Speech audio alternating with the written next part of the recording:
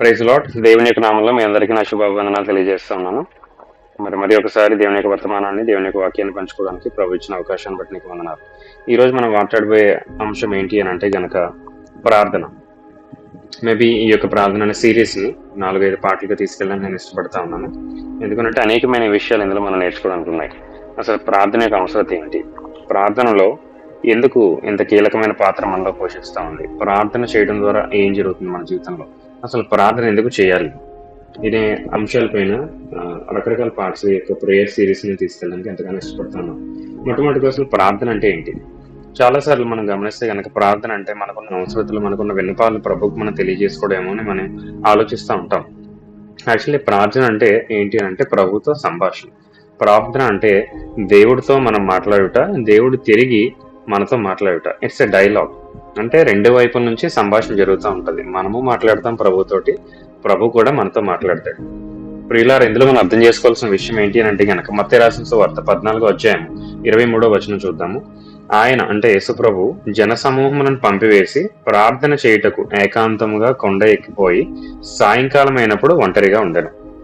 అంటే యేసు ప్రభు వారి యొక్క దినచర్య, లేకపోతే ఆయన చేస్తున్న పనుల్లో రిపీటెడ్ గా, కాన్స్టెంట్ గా మనం చూస్తే మత్తయి రాసిన సువార్త 1:35, అలాగే లూకా రాసిన సువార్త 5:16, లూకా రాసిన సువార్త 9:18 మీరు చూసుకుంటే కనుక ప్రభు యొక్క వాడుక ఇది.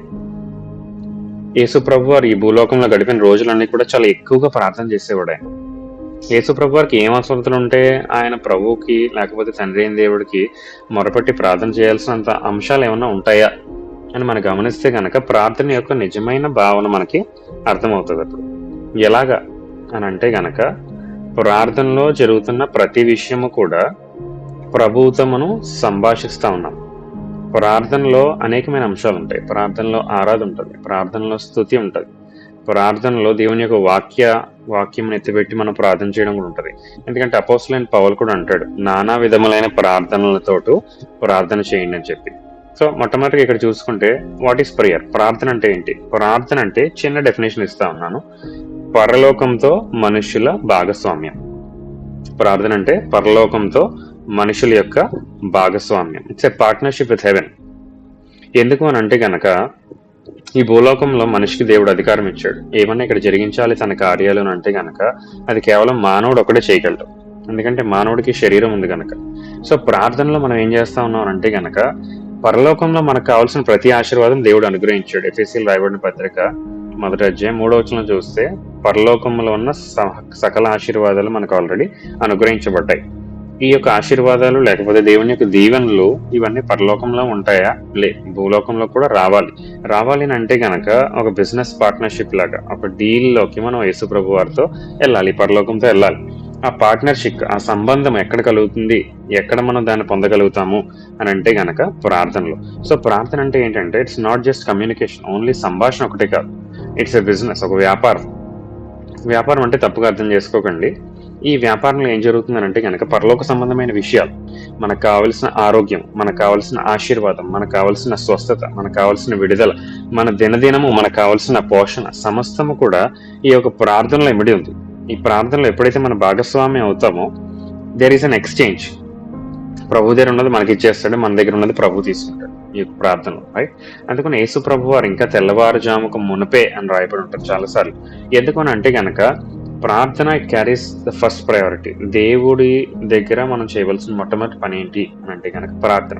శిష్యులు కూడా యేసు ప్రభు వారిని అనేకమైన విషయాలు అడగలేదు, కొన్ని విషయాలు అడిగారు. అందులో వాళ్ళు అడిగిన విషయాల్లో ఒక ప్రాముఖ్యమైన విషయం ఏంటంటే ప్రభువు బాప్తిస్మాలు ఇచ్చే యోహాను తన శిష్యులకు ప్రార్థన ఎలా చేయాలో నేర్పించాడు. మాకు కూడా మీరు నేర్పించండి. ఎందుకు అని అంటే కనుక బాప్తిస్మాలు ఇచ్చే యోహాను పనిచేసిన పనితీరు వేరు, యేసు ప్రభు వారు వచ్చిన తర్వాత ఆయన చేస్తున్న శక్తి పరిచర్య వేరు. మీరు గమనిస్తే బాప్తిస్మాలు ఇచ్చే యోహాను ఒకే ఒక మెసేజ్ చేశాడు, మారు మనస్సు పొందండి, పాపాలను ఒప్పుకోండి, బాప్తిస్మం పొందండి అని బాప్తిస్మాలు ఇచ్చే యోహాను తన ప్రసంగం చేసేవాడు. యేసు ప్రభు వారు వచ్చిన తర్వాత ఏమన్నా పరలోక రాజ్యము సమీపంగా ఉంది, పరలోక రాజ్యము అతి సమీపంగా ఉంది, అందుకోసమే మారు మనసు పొందని యేసుప్రభు చెప్పేవాడు. యేసుప్రభు ఎక్కడికి వెళ్తే అక్కడ విరివిగా అద్భుత కార్యాలు జరిగేవి, సూచక్రియలు జరిగేవి, స్వస్థత కార్యాలు జరిగేవి, దెయ్యాలు పారిపోతూ ఉండేవి. ఆయన చేస్తున్న పరిచర్యకి, బాప్తిస్మాలు ఇచ్చే యోహాను చేస్తున్న పరిచర్యకి చాలా తేడా గమనించారు. యేసుప్రభుల శిష్యులు గమనించింది ఏంటి అని అంటే గనక ఎవరితోని చెప్పబెట్టకుండా ఇంకా తెల్లవారుజామునే ఇంకా చీకటిగా ఉండనే కొండ మీదకి వెళ్ళిపోతూ ఉంటాడు యేసుప్రభు వారు. అనేక సార్లు జరిగింది శిష్యులు. రైట్. ఇది చూసిన తర్వాత శిష్యులకు అర్థమైన విషయం ఏంటి అని అంటే ఇంత శక్తి పరిచర్య యేసుప్రభు చేస్తా ఉన్నాడు, ఇంత జీవితం యేసుప్రభు జీవిస్తూ ఉండడానికి గల ఒకే ఒక కారణం ఏమై ఉంటుంది అంటే ఇతను ఏదో చేస్తా ఉన్నాడు మనందరికీ తెలియకుండా. అదేంటో కాదండి, ప్రార్థన. రైట్. ప్రార్థన it carries lot of significance in our life. మన జీవితంలో చాలా ప్రాముఖ్యమైన అంశం ఈ ప్రార్థన. అందుకని ఈ ప్రార్థన గురించి మనం నేర్చుకోవాలి. ప్రార్థన గురించి మనం నేర్చుకునే ముందర అసలు ప్రార్థనలో ఏం చేయకూడదు అనే అంశాలను మనం ఒకసారి చూద్దాం. మత్తయి రాసిన సువార్త 6వ అధ్యాయములో కొన్ని విషయాలు చెప్పబడ్డాడు. మొట్టమొదటిగా మత్తయి రాసిన సువార్త 6వ అధ్యాయము 5వ వచనం, మరియు మీరు ప్రార్థన చేయనప్పుడు వేషధారుల వలె ఉండద్దు. మొట్టమొదటిగా ఏం చేయొద్దు అంటున్నాడంటే ప్రభు, ప్రార్థన వేషధారణ కింద చేయొద్దు. వేషధారణ అంటే ఏంటి అని అంటే మనుషుల్ని మెప్పించడం కోసం మనం చేసే పనులు, లేకపోతే మనకి గొప్పలు చెప్పుకోవడం కోసం మనం చేసే పనులు. ఎవరో మనల్ని చూసి శబాష్ భలే చేసావు, ఎక్కువ గంటలు మనం ప్రార్థన చేసావు, లేకపోతే నువ్వు ఇంతసేపు ప్రార్థనలో గడుపుతున్నావా అని చెప్పించుకోవడం ప్రార్థన యొక్క ఉద్దేశం కాదండి. Do not be like hypocrites. వేషధారుల వలె ఉండొద్దు అంటే వేషం వేయొద్దు. ప్రార్థనలో ఏం కావాలి ప్రభువుకి అని అంటే కనుక జెన్యూన్నెస్ కావాలి, మన యథార్థత కావాలి. మన హృదయంలో ఏది ఉందో అదే మనం బయటికి ప్రభువుకి చూపెట్టగలగాలి. అదే ప్రార్థన యొక్క హార్ట్, ప్రార్థన యొక్క హృదయం అంతా కూడా అదే. మన హృదయాన్ని కుమ్మరించడమే ప్రార్థన యొక్క హృదయం. ఆమేన్. అందుకని ఏమంటారంటే మీరు ప్రార్థన చేయనప్పుడు వేషధారుల వలె ఉండొద్దు, మనుషులకు కనబడవలెనని సమాజ మందిరంలో వీధుల మూలల్లో నిలిచి ప్రార్థన చేయటం వారికి ఇష్టం. పరిచయాల గురించి సదుకాయల గురించి మాట్లాడుతూ ఉన్నాడు దేవుడు. ఏమని అంటే గనక వాళ్ళకి ఎప్పుడైతే ప్రజలు చూసి ఎక్కడైతే మనం నుంచుని ప్రార్థన చేస్తే కనిపిస్తామో, మనం కనబడే చోట్ల, మనం ఎక్స్పోజ్ అయ్యే చోట్ల, మనం గొప్ప చెప్పుకునే చోట్లకే వెళ్ళి మనం ప్రార్థన చేస్తే అటువంటి ప్రార్థన అసలు చేయొద్దు అని అంటా ఉన్నాడు దేవుడు. రైట్. వారు తమ ఫలము పొంది ఉన్నారని నిశ్చయముగా మీతో చెప్తున్నాను. ఇలా వేషధారుతనంగా ప్రార్థన చేస్తుంటే వాళ్ళకి ఏం కావాలి? ఓహో, హానోక్ చాలా మంచి భక్తుడు, హానోక్ ఎక్కువ ప్రార్థన చేయగలడని అనుకోవడమే ప్రార్థన యొక్క ఉద్దేశం. అయితే అలా అనుకున్న రోజున హానోక్ ప్రతిఫలం వచ్చింది. ఏ ప్రతిఫలము? అందరూ అనుకున్నారు హానోక్ చాలా ఎక్కువ ప్రార్థన చేస్తాడని. సరిపోయింది, అక్కడితో ఫలం వచ్చేసింది.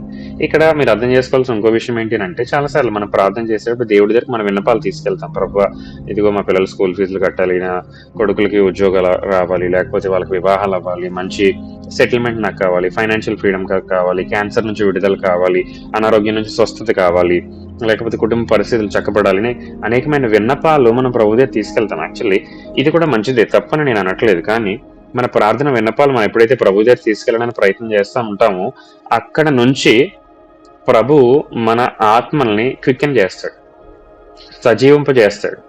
It will come a life. ఎప్పుడైతే మనం కన్సిస్టెంట్ గా దేవుడి దగ్గరికి వెళ్తా ఉన్నామో, ప్రతిదానికి ప్రభు నువ్వే నాకు ఆదమరు, నువ్వే నాకు దిక్కు, నువ్వే నా కేడము, నువ్వే నా దుర్గము, నువ్వే నా శైలము అని ప్రభు దగ్గరికి మనం వెళ్ళి మన హృదయాన్ని మనం కుమరిస్తూ ఉంటామో ఒక రోజు వస్తుంది, దేవుడు మనల్ని దర్శిస్తాడు. దర్శించిన తర్వాత దేవుడు ఏం చేస్తాడంటే యాక్చువల్లీ ప్రభు యొక్క హృదయంలో ఉంది మనకు తెలియజేయడం మొదలు పెడతాడు. ఆ రోజు నుంచి ప్రభు చెప్తున్న విషయాల గురించి మనం ప్రార్థన చేయడం మొదలు పెడతాం. ఆమేన్. ఇక్కడ ఏమంటాడంటే ప్రతి ప్రార్థనకి ఒక జవాబు ఉంటది, ప్రతి ప్రార్థనకి ఒక ఫలం ఉంటది. అందుకని ఇక్కడ వేషధారుల వలె ఉండొద్దు అంటూ కింద ఏమంటాడంటే ఈ వేషధారులకు వాళ్ళకి కావాల్సిన ఫలం ఆల్రెడీ వచ్చింది. ఏంటది? భూమి మీద మనుషుల యొక్క మెప్పు. అందరికీ కనిపించేటట్టు ప్రార్థన చేస్తూ ఉంటే, అందరూ నన్ను మెచ్చుకోవాలని ప్రార్థన చేస్తూ ఉంటే ఆల్రెడీ ఎవరైనా మెచ్చుకుంటే మీకు కావాల్సిన ఫలం మీకు వచ్చేసిందని అంటున్నాడు. ఆమెన్. సో ఇలా ఉండద్దు, వేషధారుల వల్లే ఉండద్దు. ఎవరో నన్ను చూసి మెచ్చుకుంటారు, లేకపోతే నన్ను చూసి ఇష్టపడతారు, లేకపోతే నా గురించి గొప్పగా మాట్లాడుకుంటారు అన్న ఫలం నీకు కావాల్సి వస్తే ఆ ఫలం నీకు ఆల్రెడీ వచ్చేసింది. కానీ దేవుడు ఏమంటున్నాడంటే దానికి మించిన ఫలం ఉంది. యాక్చువల్లీ ప్రార్థనలు ఎప్పుడైతే మనం లోతుకి వెళ్తామో, దేవుడితో ఈ సంభాషణలు మనం లోతుకి వెళ్తామో, మన హృదయం ఎలా అయితే దేవుడి దగ్గర కుమ్మరిస్తా ఉన్నామో పరిశుద్ధాత్మ దేవుడు తన హృదయాన్ని మనలో కుమ్మరించడం మొదలు పెడతాడు.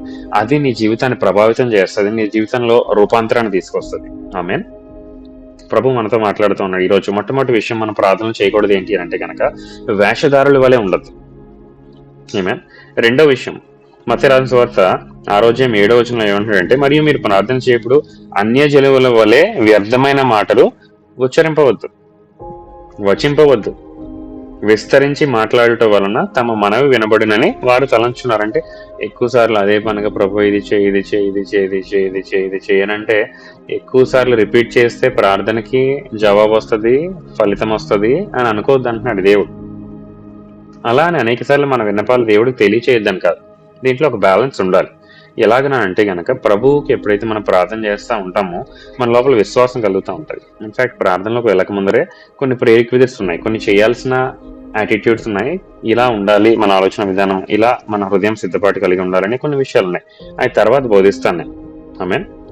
ఈ యొక్క విషయాలు మీరు చూస్తూ ఉంటే కనుక, గమనిస్తే కనుక, ప్రియ సహోదరుడు సహోదరి, ప్రార్థనలోకి వెళ్ళినప్పుడు ఏం చేయొద్దు అంటాడంటే వెయిన్ రెప్యుటేషన్స్. అంటే మన లోపల విశ్వాసం లేకుండా ప్రభు ఇది చేయండి, ఇది చేయండి, ఇది చేయండి అని అంటే కార్యం జరుగుతుందని అసలు అనుకోవచ్చుని అని ప్రభు ఒక హెచ్చరిక మనకి ఇస్తా ఉన్నాడు ఈ రోజు.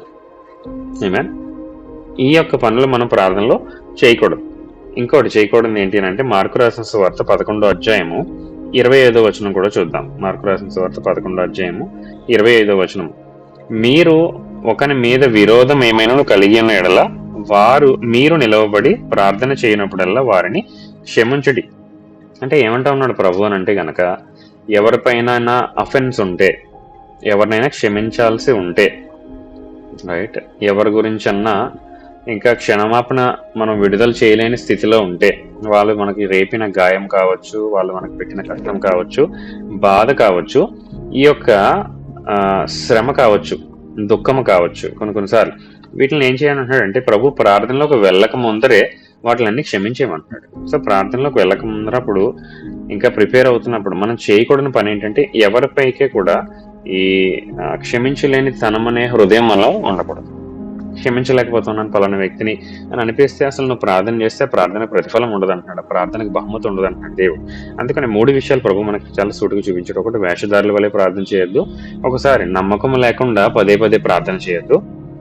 మూడవది ఏమంటా ఉన్నాడంటే కనుక, ప్రార్థనలోకి వెళ్ళే ముందర మనం క్షమించాలి. క్షమాపణ లేని హృదయంతోటి ప్రార్థనలోకి రావద్దు. రైట్. 3 విషయాలు మనకు చెప్పాడు. అసలు ఈ ప్రార్థన ఎందుకు మన జీవితంలో చాలా సాదృశ్యమైనది, ఎందుకు చాలా ప్రాముఖ్యమైనది అంటే ఇందులో ఒక కారణం చూపించాను. యేసు ప్రభు వారు అనేక మార్లు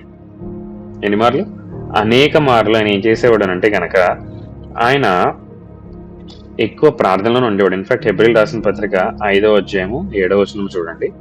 శరీరధారి అయి ఉన్న దినములలో మహారోదనతోనూ కన్నీళ్లతోనూ తన్ను మరణం నుంచి రక్షింపగలవానికి ప్రార్థనలు యాచనలు సమర్పించి భయభక్తులు కలిగి ఉన్నందున ఆయన అంగీకరించబడింది. ఎవరి గురించి అంటే యేసు ప్రభు వారి గురించి రాయబడతాం. ఆయన శరీరధారిగా ఉన్న దినములు అంటే 33.5 సంవత్సరాలు ఈ భూమిపైన ఉన్నాడు. ఆయన ఏం చేసేవాట, దినములలో మహారోదనతోనూ కన్నీళ్లతోనూ. యేసు ప్రభు కన్నీళ్లు పెట్టి ప్రార్థన చేసే అంశాలు ఏముంటాయండి అని చాలాసార్లు నాకు అనిపించేది. ఇక్కడ చెప్తా ఉన్నాడు, తన మరణం నుంచి రక్షించగలవానికి ప్రార్థనలు యాచనలు సమర్పిస్తా ఉన్నాడు. ఆమేన్. యేసుప్రభు శరీరధారిగా వచ్చిన తర్వాత మనకి ఎలా అయితే బలహీనంగా అనిపిస్తూ ఉందో, మనకి ఎలా అయితే కొన్నిసార్లు ఇది నేను చేయలేనేమో అనిపిస్తూ ఉందేమో, ఇటువంటి ఆలోచనలన్నీ కూడా ఆయన కూడా కలిగాయి. ఆయన తీసుకున్న పరిష్కారము మార్గము ఏంటి అని అంటే గనక, ప్రభువా ఇదిగో నేను నీ దగ్గరికి వస్తా ఉన్నాను, ఇదిగో నా యొక్క హృదయాన్ని నీ దగ్గర కుమ్మరిస్తా ఉన్నాను అని మిక్కిలి రోదనతోను, భయంకరమైన రోదన, కన్నీళ్లతో అతను ఏం చేస్తా ఉన్నాడు, తనని రక్షింపగలవానికి ప్రార్థన చేస్తా ఉన్నాడు. అంటే నన్ను రక్షించగలిగే తండ్రి అయిన దేవుడు ఒక్కడు మాత్రమే అని దేవుడికి అర్థమైంది కనుక నమ్మకము కలిగి ప్రార్థన చేస్తా ఉన్నాడు. నమ్మకం లేని ప్రార్థన ఉంటుంది, నమ్మకం కలిగిన ప్రార్థన ఉంటుంది. మనం అర్థం చేసుకోవాల్సిన విషయం ఏంటంటే, ప్రియ సహోదరుడు సహోదరి, ప్రార్థనలోకి వెళ్ళక ముందరే మనకు నమ్మకం కావాలి. ఇన్ఫాక్ట్ ప్రార్థనలో నమ్మకం లేనప్పుడు ఏం చేయాలి, అయినా సరే ఆ యొక్క సన్నిధిలో, ప్రభు యొక్క సన్నిధిలో మనం ఎప్పుడైతే ఎదురు చూస్తూ ఉంటామో, ప్రభు అని యొక్క నమ్మకం నాకు కావాలి. ఈ యొక్క ఒక నాన్నగారు వచ్చారు, ఒక తండ్రి వచ్చాడు. యేసుప్రభు రూపాంతర పర్వతం మీదకి వెళ్ళాడు. యేసుప్రభు వారు, పేతురు, యోహాను, యాకోబు నలుగురు కలిగి రూపాంతర పర్వతం మీదకి వెళ్ళారు. వారు గొప్ప అనుభవం జరుగుతూ ఉంది. పైన కింద ఏమవుతా ఉందంటే, కొండ కింద ఒక తండ్రి తన కొడుకుని తీసుకొచ్చాడు. ఫిట్స్ అతనికి. ఎక్కడ పడితే అక్కడ పడిపోయి సొంగ కారుస్తూ ఉండేవాడు. నీళ్లలోకి ఆ దయ్యం తీసుకెళ్లిపోతూ ఉండేది, అగ్నిలోకి ఆ దయ్యం తీసుకెళ్లిపోతూ ఉండేది.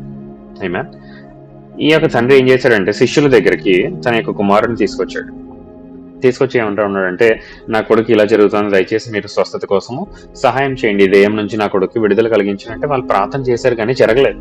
ఇంతలోగా యేసు ప్రభు వారు, పేతురు, యోహాను, యాకోబు కిందకు వచ్చారు. వచ్చిన తర్వాత ఆ తండ్రికి చాలా ఫ్రస్ట్రేట్ అయిపోయాడు పాపం. ఎందుకంటే చాలా చోట్ల తిరిగి ఉంటాడు, మేబీ వైద్యుల దగ్గరికి వెళ్ళి ఉంటాడు, ఏం చేయాలో తెలియట్లేదు తనకు. తండ్రికి చాలా డెస్పరేట్ స్టేట్ లో ఉన్నాడు. ఆ శిష్యుల దగ్గరికి వచ్చాడు. లాస్ట్ రిసార్ట్ గా మేబీ శిష్యులు అద్భుత కార్యాలు చేస్తా ఉన్నాడని తెలిసింది, సమాచారం వచ్చింది. అతను ఏమనుకున్నాడంటే, ఇప్పుడు శిష్యుల దగ్గరికి వెళ్తే కార్యం నెరవేరుతుందేమో అనుకున్నాడు. శిష్యులు కూడా ఏం చేయలేకపోయారు. అందుకని యేసుప్రభు రావడంతో చూసి అతను ఏమనంటే, నువ్వన్నా ఏమన్నా చేయగలవేమో చూడు, నీ శిష్యులు చేయలేకపోయారు అని అంటే యేసుప్రభు కోపడ్డాడు అతని పైన. యేసుప్రభు ఏడు కోపం వచ్చింది. ఎందుకు అని అంటే కనుక, నమ్ముట నీ వలన అయితే నమ్మువానికి సమస్తము సాధ్యము అంటే నాలో లేదు.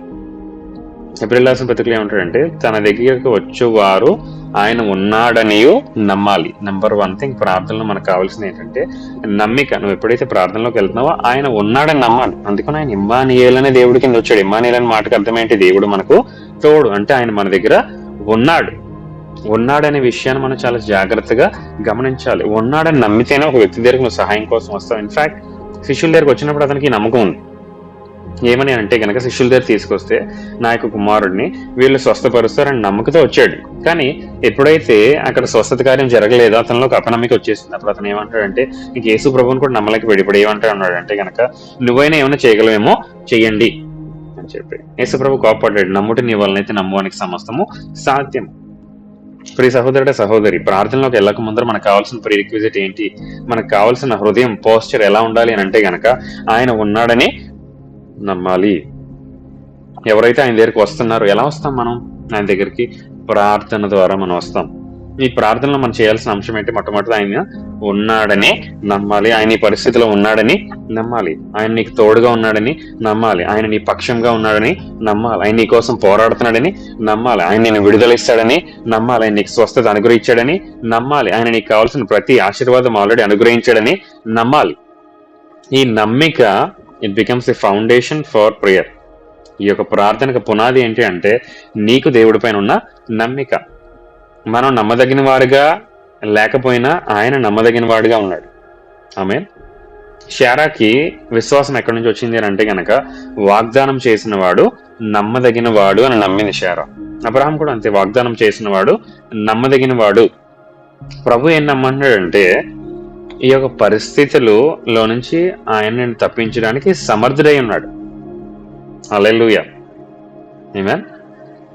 మొట్టమొదటి రిక్వెస్ట్ ఏంటి? ప్రార్థనలోకి మనం వెళ్తున్నప్పుడు మనకు ఉండాల్సిన హార్ట్ పోస్చర్ ఏంటి? మన హృదయం ఎలా ఉండాలంటే ఆయన ఉన్నాడని నమ్మాలి. రెండోది, ఆయన దగ్గరకు వచ్చేవాడికి ఆయన ఫలం ఇస్తాడని నమ్మాలి. ఆ ఫలము గురించి ఇక్కడ మాట్లాడుతూ ఉన్నాడు. రైట్. ప్రార్థన ఫలం, రివార్డ్ ఫర్ ప్రేయర్. మనం చాలాసార్లు ఏమనుకుంటాం అంటే, ప్రార్థన దగ్గరికి వెళ్ళేటప్పుడు మనం విన్నపాలు పట్టుకెళ్ళిన తర్వాత, ప్రభా నాకు ఒకరోడికి ఉద్యోగం ఇవ్వని ప్రార్థన చేస్తూ ఉంటాం. ఉద్యోగం వచ్చేస్తే అది మన ఫలం ఏమనుకుంటున్నాం. కాదు. ప్రార్థనా ఫలం ఏంటి అని అంటే గనక, చాలా ఫలాలు రాయబడి ఉన్నాయి ప్రార్థనా ఫలంలో. ఇన్ఫాక్ట్ యేసు ప్రభు ప్రతిరోజు దేవుడి దగ్గరికి వెళ్ళి మాట్లాడేవాడు. గార్డియన్ ఆఫ్ ఏడియన్ గా ఏదైనా వనంలో కూడా దేవుడు వచ్చేవాడు. సాయంకాల సమయంలో వచ్చేవాడు వాళ్ళతో మాట్లాడడానికి. అదొక ఫలము. దేవుడితో సన్నిహితమైన సంబంధంలోకి వెళ్ళడం, దేవుని యొక్క ప్రసన్నతను అనుభవించడం, దేవుని యొక్క అభిషేకాన్ని పొందుకోవడం, దేవుని యొక్క చిత్తం గురించిన జ్ఞానం తెలుసుకోవడం, దేవుడు మన జీవితంలో ఉన్న ప్రణాళికల ప్రకారం మనం జీవించడం, దేవుని యొక్క శక్తితోటి మనం నింపబడడం, ఇవన్నీ కూడా ప్రార్థనలో ఉండే ప్రతిఫలాలు. ఇంకా అనేకమైన కిరీటాలు కూడా మనకు దాచిపెట్టి ఉంచాడు ప్రభు. పరలోకంలో అనేకమైన బహుమతులు దాచిపెట్టి ఉంచాడు మనకి. ఇహలోకంలో కూడా ప్రభు అనేకమైన ఆశీర్వాదాలు మనకు దాచిపెట్టి ఉంచాడు. ఇదంతా కూడా ప్రార్థన యొక్క ఫలము. ప్రార్థన యొక్క ఫలంలోకి నువ్వు రావాలి అని అంటే కన్నా, మొట్టమొదట దేవుడు ఉన్నాడని నమ్మాలి. దేవుని ఇందులో భయభక్తులు నువ్వు కలిగి ఉన్నావని నమ్మాలి. ఆమేన్. ఆయన దగ్గరికి వచ్చేవారు ఆయన ఉన్నాడని నమ్మాలి, ఆయన ఫలం ఇచ్చేవాడని నమ్మాలి. రెండు విషయాలు. రైట్. ఆయన ఉన్నాడు, ఆయన ఫలం ఇస్తాడు అని నమ్మమంటా ఉన్నాడు. రైట్. అప్పుడు ఈ యొక్క తండ్రి ఈ యొక్క ఫిట్స్ తో బాధపడుతూ ఉన్నాడు కదా తన కొడుకు. తను ఏమంటా ఉన్నాడంటే, ప్రభువా నేను నమ్ముతా ఉన్నాను కానీ నా అపనమ్మికను క్షమించండి. చాలాసార్లు నీ యొక్క ప్రార్థనలు నీకు అడ్డొచ్చేది ఏంటి అని అంటే కనుక, నీ యొక్క అపనమ్మిక. నా అపనమ్మికం ప్రభు తొలగించేసేయండి. నేను నమ్ముతున్నాను కానీ నమ్మిక ఎందుకు 100% పనిచేయట్లేదు అని అంటే కనుక, ప్రభు అంటా ఉన్నాడు నీ యొక్క అపనమ్మిక అడ్డం వస్తా ఉన్నది. మేబీ ఇంకొక పార్ట్లో అసలు ప్రార్థనలో ఉన్న హిండరెన్సెస్ ఏంటి మనకు ప్రార్థనలో ఉన్న అడ్డకలు, ఎందుకు ప్రార్థన ఫలం మనం పొందలేకపోతాం అనే అంశాన్ని నేను తీసుకొస్తాను. కానీ ఇప్పటి వరకు మనం గుర్తుపెట్టుకోవాల్సింది ఏంటి అని అంటే కనుక, యెహోవా యేసు ప్రభు వారు తన భూలోక దినములలో మహావేదనతోనూ రోదనతోనూ కన్నీళ్లతోనూ తనని రక్షింపగల వాడికి యాచనలతోనూ విజ్ఞాపనలతోనూ ప్రార్థనలతోనూ ప్రార్థన చేస్తా ఉన్నాడు. హల్లెలూయా. మత్తయి రాసిన సువార్త 21:13 చూస్తే, నా మందిరము ప్రార్థనా మందిరం కింద ఉంటుంది అన్నాడు దేవుడు. నా మందిరం ఆరాధనా మందిరం కింద ఉంటుంది అన్నాడా? నా మందిరం వాక్య పరిచర్య మందిరం కింద ఉంటుంది అన్నాడా? నా మందిరం అద్భుత కార్యాలు చేసే మందిరం కింద ఉంటుంది అన్నాడా? లేదు. ఏమన్నాడు? నా మందిరము ప్రార్థనా మందిరం కింద ఉంటుంది. అంటే కొన్ని ప్రార్థన ఎక్కువ ఉండాలండి ప్రతి సంఘంలో కూడా. ఒకవేళ మీరు దైవజనులు అయితే, దేవుని యొక్క వర్తమానం వింటా ఉన్నట్లయితే కనుక మీ ప్రార్థనలో there is also spirit of prayer. ప్రార్థన ఆత్మ అనే ఒక అంశం కూడా ఉంది. ఎప్పుడైతే ప్రార్థన ఆత్మ మనలోకి వస్తుందో ఎడతెగకుండా మనం మిక్కిలి అదే పనిగా ప్రార్థన చేయగలుగుతూ ఉండగలుగుతాం. దేవుడు మన కేపబిలిటీని పెంచుతాడు, మన స్టామినాని పెంచుతాడు. ఎందుకనంటే సమస్తము కూడా ప్రార్థనలోనే జరుగుతుంది. Prayer is a partnership with the heavens kingdom. ఏమా ప్రార్థన అనేది ఏంటండి? పరలోకంతో వ్యాపారం, పరలోకంతో భాగస్వామ్యం. It's a partnership. నేనొక్కడనే కాదు, ప్రభువు కూడా ఇందులో కలిసి ఉన్నాడు. నేను ప్రభువు, నేను పరలోకము, ఇది ఒక భాగస్వామ్యం. అందుకనే మీకు సమస్యలు వచ్చినా, శోధనలు వచ్చినా, ఇబ్బందులు వచ్చినా భయపడద్దంటాడు దేవుడు. ఎందుకని అంటే కనుక నువ్వు ఒక్కడివే కాదు, నువ్వు ఒంటరివాడివి కాదు, ప్రభువు నీకు తోడుగా ఉన్నాడు. ఏమేన్ ప్రభు నీ ద్వారా కార్యం చేయుటకు నీ యొక్క శరీరాన్ని వాడుకుంటాడు, నీ యొక్క నాలుకను వాడుకుంటాడు, నీ యొక్క చూపును వాడుకుంటాడు, నీ యొక్క స్పర్శను వాడుకుంటాడు, నీ యొక్క వినికిడిని వాడుకుంటాడు. ఏమే నీ యొక్క ఉద్యోగాన్ని వాడుకుంటాడు, నీ యొక్క కుటుంబాన్ని వాడుకుంటాడు. నీకున్న సమస్తాన్ని ప్రభు వాడుకోవాలంటే కనుక ప్రార్థనలో ఎక్కువ సమయం నువ్వు గడపాలి. ఏమే మత్తయి రాసిన సువార్త 26వ అధ్యాయము 36వ వచనం యేసు ప్రభు గురించే చూస్తానంటే ఆయనకి శోధనలో ఉన్నప్పుడు గెత్సెమనే తోటలో చాలా బాధ కలుగుతా ఉంది. ఎంత స్ట్రెస్ ని, ప్రెషర్ ని ఆయన అనుభవిస్తా ఉన్నాడంటే కనుక ఈ యొక్క చెమట రక్త బిందువుల వలె పడతా ఉందన్నట్టు. అంత వెయిట్ తో పడతా ఉంది ఈ యొక్క చెమట. అప్పుడు కూడా ఆయన ఏం చేస్తా ఉన్నాడంటే, తండ్రి నీ చిత్తమైతే ఈ గిన్నె నా ఎదురు నుండి తొలగించుకొని నా చిత్తం కాదు నీ చిత్తమే అని దేనికైనా రిసార్ట్ అయ్యాడు అని అంటే గనక ప్రార్థన చేయుటకు. ఆమేన్. ప్రార్థన చేయడానికే ప్రభు ఇష్టపడ్డాడు. ఈ ప్రియ సహోదరి ఎప్పుడైనా మనకి చింత కలిగితే, ఆందోళన కలిగితే, బాధ కలిగితే మనం చేయవలసిన మొట్టమొదటి పని ఏంటి అని అంటే కనుక బాధపడడం కాదు, కానీ ప్రార్థనలో దేవుణ్ణి సమీపించాలి. ఎందుకంటే యేసు ప్రభు జీవితంలో చాలా కన్సిస్టెంట్ గా చూడగలుగుతున్నాం. ఉదయాన్నే ప్రార్థన చేస్తా ఉన్నాడు. బాప్తిస్మా ఇచ్చి యోహాన్ చనిపోయినప్పుడు దేవుడు ఒక ఒంటరి స్థలంలోకి వెళ్ళిపోయి ప్రార్థన చేశాడంటే, బాధ కలిగినప్పుడు ఆయన ప్రార్థన చేశాడు. గెత్సెమనే తోటలో శ్రమలో ఇంకా ఆయన శిలువ వేయబడతాడన్న తెలిసినప్పుడు కూడా ఆయన ప్రార్థనలోనే ఉన్నాడు. అంటే prayer is consistent in the life of Jesus. యేసు ప్రభు జీవితంలో ఏదన్నా కాన్స్టెంట్ గా ఉంది, అదే పనిగా ఆయన చేస్తా ఉన్నాడు అని అంటే కనుక ఒకటి ప్రార్థన. ఆమేన్. ఈ రోజు ఆయనకు కూడా ఇంత ప్రార్థన అవసరమైందని అంటే నా విషయంలో కూడా ప్రార్థన అనేది చాలా ప్రాముఖ్యమైంది. ప్రియ సహోదరుడు, సహోదరి, మీరు ఇది గమనించాలని నేను ఎంతగానో ఆశపడతా ఉన్నాను. ఎందుకు అని అంటే కనుక ఈ ప్రార్థన లేనిదే మన జీవితంలోకి దేవుని యొక్క శక్తి రాదు, దేవుని యొక్క సంపూర్ణత మనం అనుభవించలేం. దేవుని యొక్క ప్రేమ మనలో కంప్లీట్ గా రావాలి, సంపూర్ణంగా నేను అనుభవించాలి అని అంటే గనక ఈ యొక్క ప్రార్థనలో మనం నలగొట్టబడాలి. ప్రార్థన అనే అనుభవంలోకి మనం రావాలి. ప్రార్థన అనేది గొప్ప సహవాసం. ఈ యొక్క ప్రార్థనలో మనం ప్రభువుని ఇంకా లోతుగా తెలుసుకుంటాం. ఈ యొక్క ప్రార్థనలో ఏమవుతుందంటే వాక్యము శరీర రూపం దాలుస్తుంది. నువ్వు ఏదైతే చూస్తా ఉన్నావో నిరీక్షణతోటి ఈ ప్రార్థనలో అవన్నీ ప్రభు ఆల్రెడీ జరిగిపోయాయి నీకు చూపిస్తా ఉంటాడు. ఆమేన్. He will stir up your faith. నీ యొక్క విశ్వాసాన్ని ఆయన ఏం చేస్తాడు అని అంటే గనక నీకు విశ్వాసాన్ని ఆయన పెంపొందిస్తాడు. నీకు విశ్వాసము ఏం చేస్తానంటే బికమ్స్ ఎఫెక్టివ్ అని అంటే విశ్వాసము క్రియారూపం దాలుస్తుంది. ఎక్కడ? ప్రార్థనలో. ఆమేన్. మన అతి పరిశుద్ధమైన విశ్వాసం పైన మనం కట్టుకోవాలి మనల్ని మనం అని అంటే గనక ప్రార్థన చేయండి అని అంటా ఉన్నాడు యూదా రాసిన పత్రికలో.